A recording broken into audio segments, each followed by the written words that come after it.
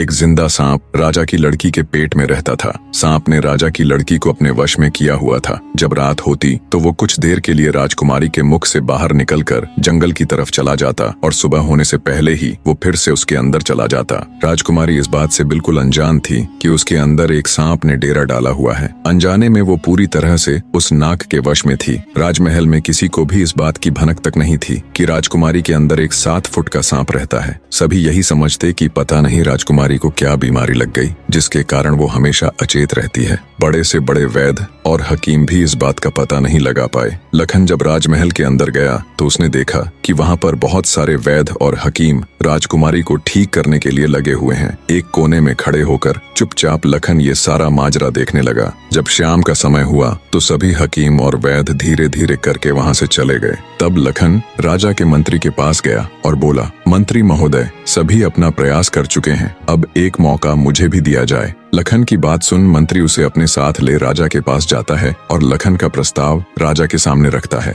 बेचारा हर तरफ से निराश हो चुका राजा एक बार अनमने ढंग से लखन की तरफ देखता है, फिर दुखी मन से कहता है, बताओ तुम मेरी बेटी का इलाज किस प्रकार करोगे। लखन राजा को प्रणाम कर बोला, महाराज, मुझे एक रात अपनी बेटी के साथ ठहरने की इजाजत दीजिए, तभी मैं किसी नतीजे पर पहुंच सकूंगा। एक बात और महाराज, मैं बिल्कुल एकांत में राजकुमारी के साथ रहना चाहता हूँ, तभी मैं अच्छे से ध्यान लगाकर राजकुमारी जी की बीमारी का पता लगा पाऊंगा। लखन की आत्मविश्वास भरी बातों से राजा के मन में हल्की सी उम्मीद जागी। उसने लखन को रात में राजकुमारी के साथ एकांत में रुकने की इजाजत दे दी। राजा की इजाजत मिलते ही लखन राजकुमारी के कक्ष में गया और उससे कुछ दूर एकदम चुपचाप बैठकर उसे देखने लगा। जैसे ही रात के 12 बजे का समय हुआ तो अचेत अवस्था में पड़ी हुई राजकुमारी के मुंह से सांप बाहर निकला और महल के परिसर से होता हुआ जंगल की ओर चला गया। ये सब देख लखन दंग रह गया। वो बिना कुछ हरकत किए चुपचाप वहीं बैठा रहा। जब रात का आखिरी पहर खत्म होने को आया तब वो सांप वापस लौटा और राजकुमारी चंद्रकला के मुख से होता हुआ पूरा उसके अंदर समा गया। दम साधे लखन ये सारा माजरा देखता रहा। सारा माजरा देख उसे समझते देर न लगी